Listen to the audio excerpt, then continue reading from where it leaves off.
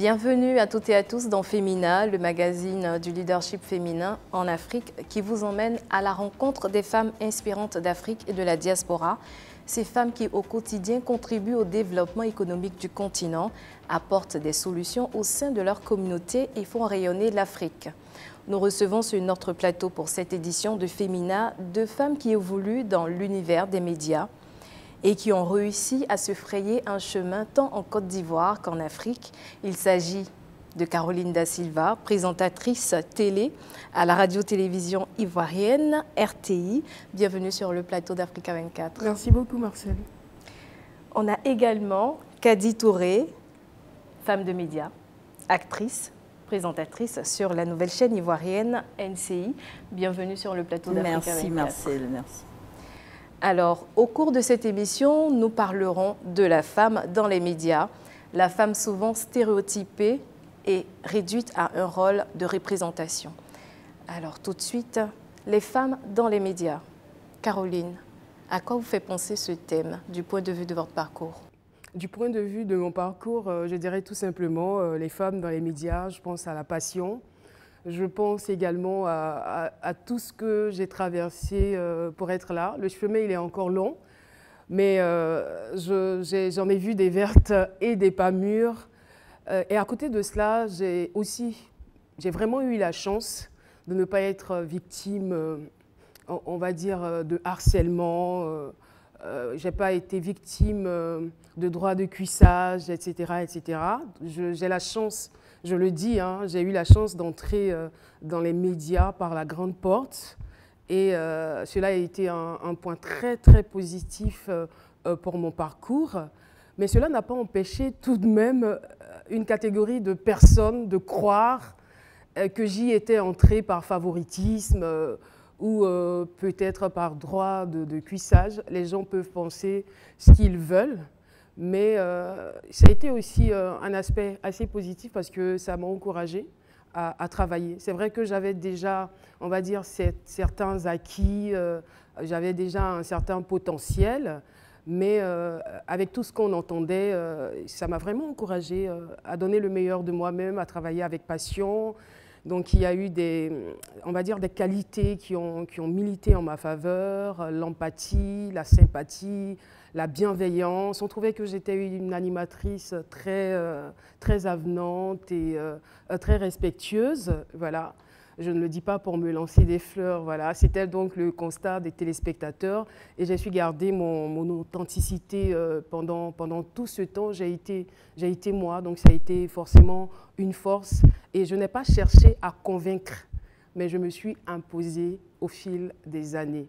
Donc pour dire que c'est vrai que les femmes des médias sont généralement victimes de stéréotypes sexistes, méchants, mais à force de travail, on peut y arriver. Alors, et vous, Kadi, est-ce que vous partagez la même approche ou elle est différente? Non, totalement, totalement. Ce qu'elle dit, c'est vrai que c'est son parcours. Mais sinon, ce qu'elle a dit, c'est tellement vrai pour toutes ces femmes-là qui ont envie de rentrer, envie de faire partie de l'audiovisuel, envie de faire partie des médias. Malheureusement, elles ne savent pas forcément comment s'y prendre. Il y a d'autres qui cèdent à certains chantages parce que les hommes ont tendance à réduire la femme, à se dire que nous, on contrôle, il faut que tu fasses ci pour pouvoir être là où tu es, et tout, surtout dans les médias. Et moi, par exemple, j'ai déjà dit, hein, dans le cinéma, c'est des choses qui sont très réelles, mais quand tu sais ce que tu vaux, quand tu as pleinement confiance en toi, parce que c'est ça qui déroute un peu les filles. Quand elles n'ont pas confiance en elles suffisamment, quand elles ne savent pas ce qu'elles valent, elles ont tendance à peut-être douter un peu et accepter certaines propositions. Mais quand tu restes ferme sur ce que tu es, mais ton cœur ne bat pas, quoi, comme on dit. Tu n'as pas peur parce que tu sais que si ce n'est pas avec telle personne, ça sera avec une autre personne. Mais ce qu'il faut surtout mettre en avant, c'est son potentiel, c'est son talent. Donc, dans tout ce que tu fais, il ne faut même pas laisser certaines personnes interpréter d'autres choses. Non, tu restes dans ton créneau, tu montres ton talent, tu montres ton potentiel et c'est sûr que tu y arriveras. Alors, selon le rapport de Global Media Monitoring Project et ONU Femmes datant de 2020, Il faudra encore 67 ans pour combler l'écart entre les sexes dans les médias d'information traditionnels. Alors Caroline, comment expliquez-vous cette sous-représentation des femmes dans les médias? En fait, moi je dirais d'abord 67 ans, c'est beaucoup. C'est énorme. C'est vrai que les femmes, on constate une sous-représentation dans les médias et peut-être plus précisément au niveau de la presse écrite, mais de plus en plus au niveau de la télé, les femmes commencent à avoir beaucoup de courage. Quand vous regardez par exemple le paysage audiovisuel ivoirien, il y a beaucoup de femmes. Quand je regarde aussi de temps en temps Africa 24, je me rends compte qu'il y a également énormément des femmes talentueuses. Donc pour dire qu'il y a un changement qui est en train d'être opéré, qui est en train de se faire. Et je ne pense pas qu'on attende jusqu'à 67 ans encore pour qu'il y ait équilibre. Seulement, je me rends compte que les problèmes sont réels parce que les femmes sont victimes d'invasion. On cherche toujours à trouver la petite bête, on cherche toujours à savoir un peu plus sur leur vie privée et même à inventer des choses. Donc, elles sont victimes de beaucoup de préjugés. Elles sont également jugées sévèrement par rapport aux hommes. Et encore le problème de l'inégalité au niveau des salaires qui se pose également, même dans les médias. Voilà. Donc pour dire que c'est vrai, les problèmes au niveau des médias sont réels.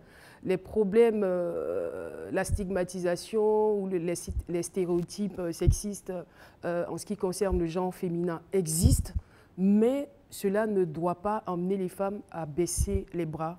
Moi, je pense qu'il y a une nouvelle génération de femmes qui est en train de s'imposer et de prendre la place. Exactement. Et ce même rapport indique que seuls 24% des personnes qui s'expriment à titre d'experts sont des femmes. Kadi, pensez-vous que les femmes sont perçues comme moins crédibles? Alors ici, on parle des experts, n'est-ce pas? Donc là, je pense qu'on a peut-être deux approches des femmes dans les médias. On a les femmes présentes dans les médias comme le journalisme, les présentatrices, les animatrices et tout, et on a la parole donnée aux femmes. Parce que là, si on dit que les expertes sont de 24%, ça veut dire que les experts, c'est-à-dire on n'accorde pas de temps de parole aux femmes, même. C'est-à-dire dans les interviews, on médiatise plus les hommes que les femmes. Mais ça, je pense que c'est parce qu'il y a une inégalité même dans beaucoup de domaines d'activité. Parce que pour qu'il y ait un expert, pour qu'on interroge toujours ou on met en avant une experte, il faut qu'il y en ait suffisamment dans le domaine d'activité. Donc que ce soit en politique, que ce soit dans la médecine, que ce soit dans tous les domaines d'activité, il faut qu'il y ait suffisamment de femmes pour qu'elles puissent aussi être en lumière, pour qu'elles puissent s'insérer dans les médias en fait. Donc je pense que c'est ça, c'est-à-dire il faut déjà que toutes les femmes apprennent à connaître leur créneau, c'est-à-dire où est-ce que je veux être. Et quand je suis là-bas, je fais en sorte d'être une experte. Et quand je suis une experte, je peux passer partout, on peut m'interroger à tout moment, je peux être médiatisée, je peux être vue et tout. Donc c'est ça, le problème est plus profond que ça. Exactement. Alors, en tant que femme des médias, quelles sont pour vous les solutions pour y remédier?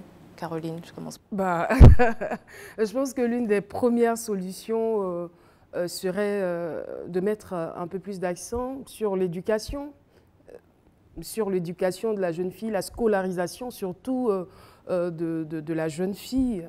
Voilà, parce que plus on a des filles scolarisées, aujourd'hui, grâce à cette belle palette d'animatrices qu'on voit, qui donne envie de faire ce métier, il y a beaucoup de jeunes filles qui veulent embrasser ce corps de métier. Donc je dirais l'une des solutions, c'est la scolarisation, mais également il faut un peu plus de sensibilisation, voilà, un peu plus de sensibilisation au niveau de la société, pas seulement au niveau des femmes, parce que il est bon de parler aux femmes, mais il est bon également de parler à ceux qui jugent les femmes, à ceux qui vivent au quotidien avec les femmes et leur montrer surtout le bien fondé de la chose, le fait qu'il y ait plus de femmes au devant de la scène, sous les projecteurs, tout ce que cela pourrait impliquer comme avantage. Voilà, parce que la femme, c'est la femme, quoi. Moi, je le dis toujours, la femme est au centre de tout, la femme est au centre de la vie, elle est au début de la vie, elle donne la vie. La femme, c'est elle qui s'occupe de l'alimentation. Je veux dire, à tous les niveaux, on retrouve la femme avec son implication très, très visible et très significative. Donc, il faut Et même dans les médias, il faut lui donner la possibilité de pouvoir s'exprimer et d'exprimer également son talent. Exactement. Donc, dans un contexte africain, compte tenu de la culture patriarcale, ces solutions seront-elles faciles à implémenter? Alors, c'est vrai que ce n'est pas facile parce que nous, par exemple, en Côte d'Ivoire, il faut dire que nous, on est beaucoup plus light, hein, on est beaucoup plus open. Vraiment, les femmes, maintenant, s'assument un peu plus. Mais ce n'est pas le cas dans beaucoup de pays en Afrique, malheureusement, où les femmes, on leur apprend qu'elles sont bonnes pour la cuisine, où elles doivent s'occuper d'un homme, elles doivent se marier. Voilà, ça fait partie de la culture. C'est ce qu'elles sont donc. Quel que soit le niveau d'études de la femme, il faut qu'elle ait un boulot qui lui permet de rester un peu à la maison quand même. Donc, c'est vrai que ce n'est pas facile, j'avoue. C'est pas du tout facile dans certaines cultures, mais il faut que les femmes elles-mêmes arrivent à être au courant. Il faut qu'elles prennent conscience de leur potentiel. Parce que comme on dit, on ne peut pas faire le bonheur d'une personne à sa place. Il faut que la femme elle-même se dise à un moment, je peux le faire. Je brise toutes ces croyances limitantes, tout ce qu'on m'apprend là, et je me dis que je prends conscience de mon potentiel, je me forme, je me développe personnellement. Si Caroline Da Silva a pu le faire, si Kadi Touré a pu le faire, alors je peux le faire, même si je viens de n'importe quel pays du monde, enfin de l'Afrique. Alors, merci mesdames pour ces précisions. On va marquer une courte pause avant de revenir pour la seconde partie de notre émission à cœur ouvert, la vie de femme leader.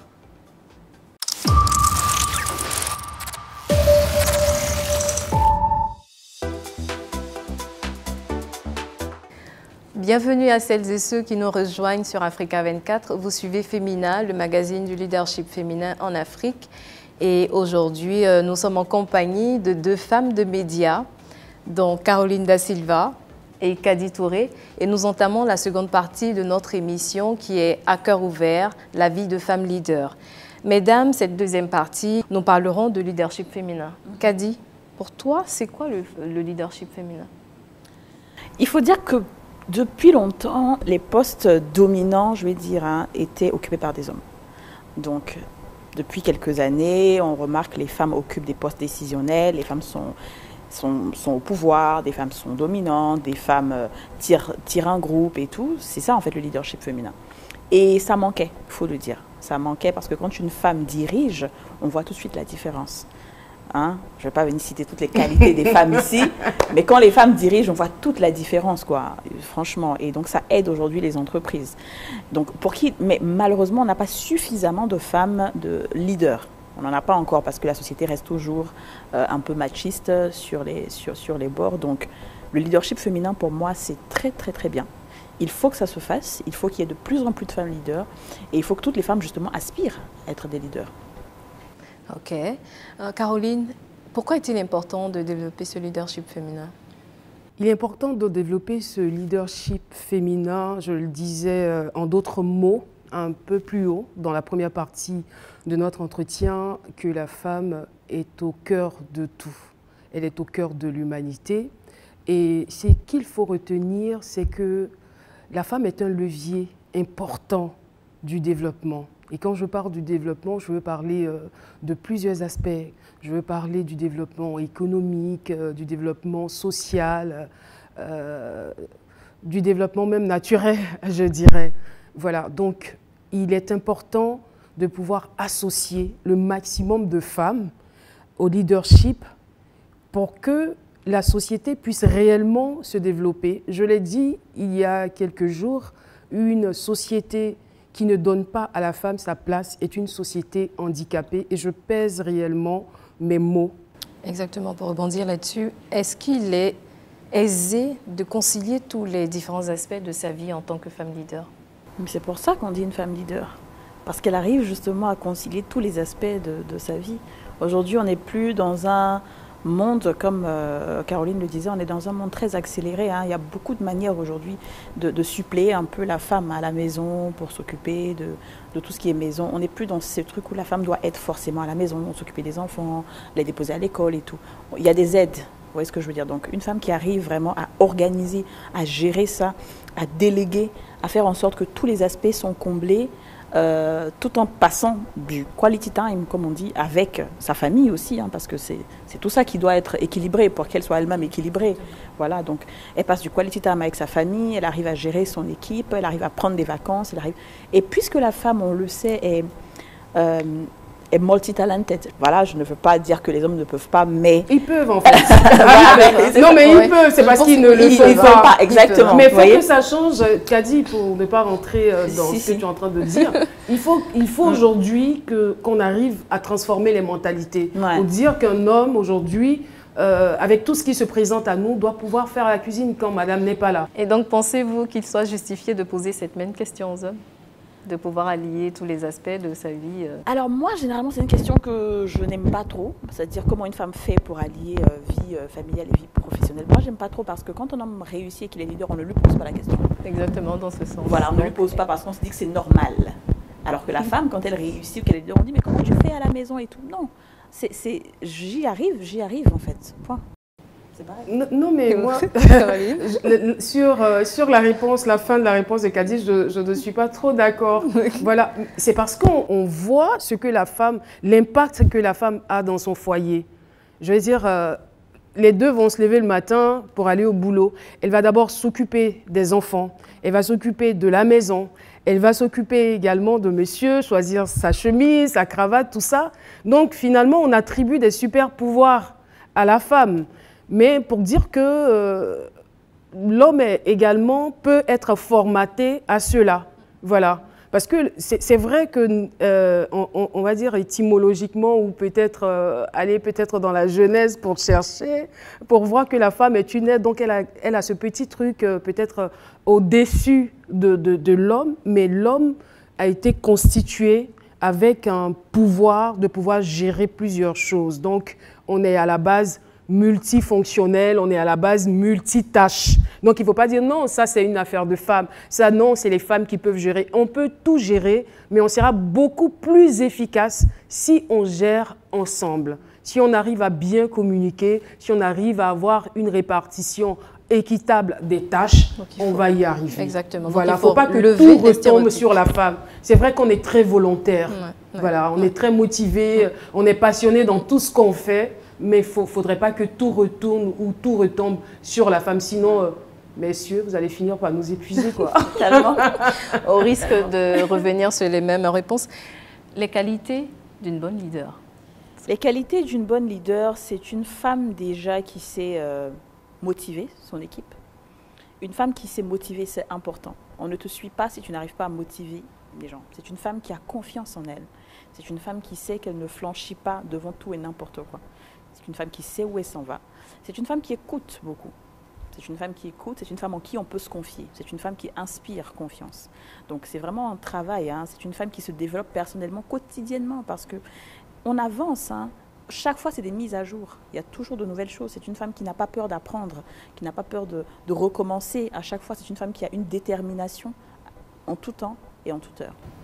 Et pour enchérir, je dirais tout simplement que les qualités d'une bonne femme leader aujourd'hui, c'est une femme qui sait se renouveler, c'est une femme qui innove, c'est une femme qui sait se réinventer, c'est une femme qui en elle des valeurs sociétales, des valeurs humaines, une femme qui est à l'écoute des autres. C'est ça en fait le leader. Le leader, ce n'est pas un chef. Le leader, c'est celui qui sait donner de sa vie pour les autres. Exactement. Et comment booster ce leadership en Afrique, féminin en Afrique? En ayant par exemple ce genre de plateau pour parler à nos jeunes sœurs, en ayant, je vois de plus en plus qu'il y a des conférences itinérantes, qu'il y a des conférences un peu partout, des femmes qui se retrouvent, c'est très bien parce que tout a été fait par la parole. Voilà, donc il faut qu'on puisse se parler pour qu'il y ait des changements notables dans nos vies, il faut qu'il y ait des partages d'expériences, voilà. Donc ça se fait. Il y a une machine en fait qui est en train de se mettre en place, moi qui me motive personnellement.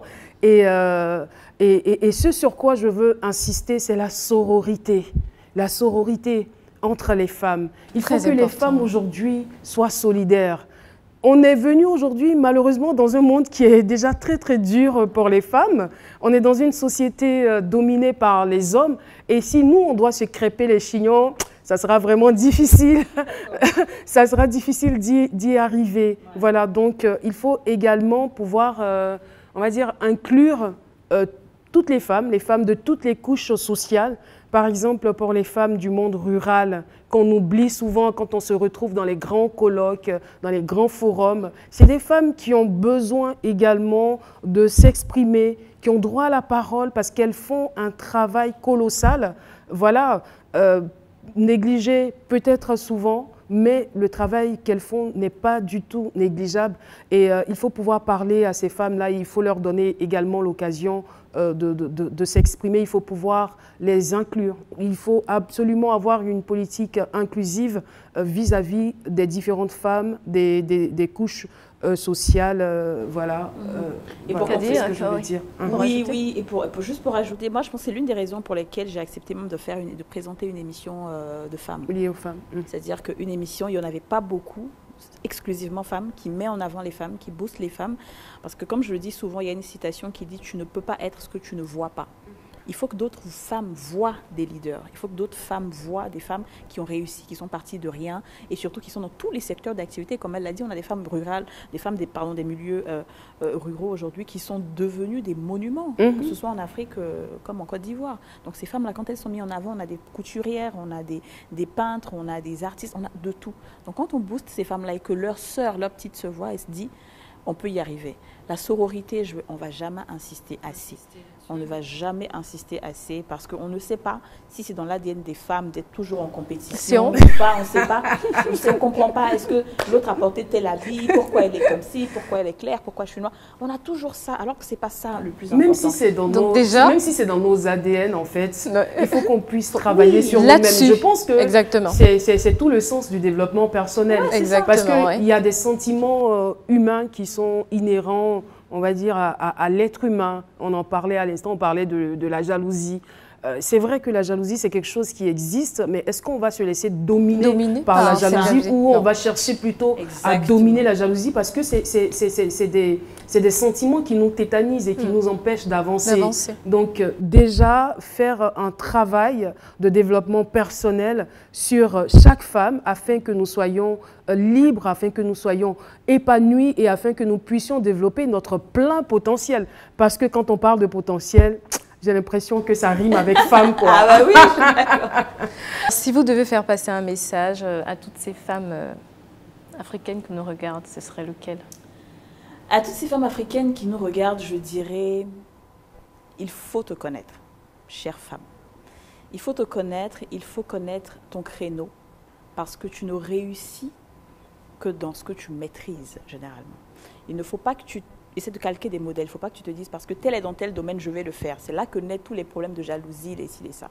Quand tu te connais, tu connais tes forces et tu connais tes faiblesses et que tu t'engages dans quelque chose, tu le fais avec amour, tu le fais avec passion, tu vas forcément y arriver. Il n'y a pas de doute, il n'y a pas de miracle en fait. Tu vas forcément y arriver parce que tu tiens le bon bout. Donc, connaissez-vous vous-même, sachez pourquoi vous êtes destiné, où est-ce que vous partez, concentrez-vous, ayez votre vision et ne vous laissez pas distraire par tout ce qui viendra à côté. Voilà. Alors, si je devais donner, si je devais parler déjà aux femmes, à ces femmes battantes, à ces femmes qui se battent au quotidien pour nourrir leur famille, leurs enfants, pour les scolariser, etc., etc., je dirais tout simplement, continuez.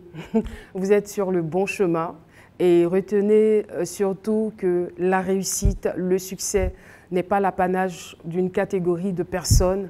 On peut tous y arriver. Tant que nous sommes en bonne santé, tant que nous avons toutes nos facultés mentales et physiques, nous pouvons y arriver, nous pouvons nous surpasser, nous pouvons briguer les postes les plus élevés. Il n'y a rien qu'un homme puisse réussir que la femme ne puisse faire. Nous pouvons faire tout ce que les hommes font. Mais nous restons, nous, femmes, nous restons respectueuses des hommes et également nous restons tout simplement solidaires des autres femmes. C'est ensemble que nous réussirons. C'est ensemble que nous constituerons une force pour la société. Je veux te dire tout simplement, femme qui me regarde, ton pays compte sur toi. Je ne vais même pas te dire ta famille parce que ça, c'est déjà un acquis. Mais ton pays compte sur toi pour te développer et tu as toutes les capacités, toutes les aptitudes, tout le potentiel en toi. Aujourd'hui, la beauté ne suffit pas, le talent ne suffit pas, mais crois en toi et déplace les montagnes. Alors, c'est sur ces paroles inspirantes que s'achève notre émission. Caroline? Oui, Marcel. Merci. Merci d'avoir accepté notre invitation. Merci.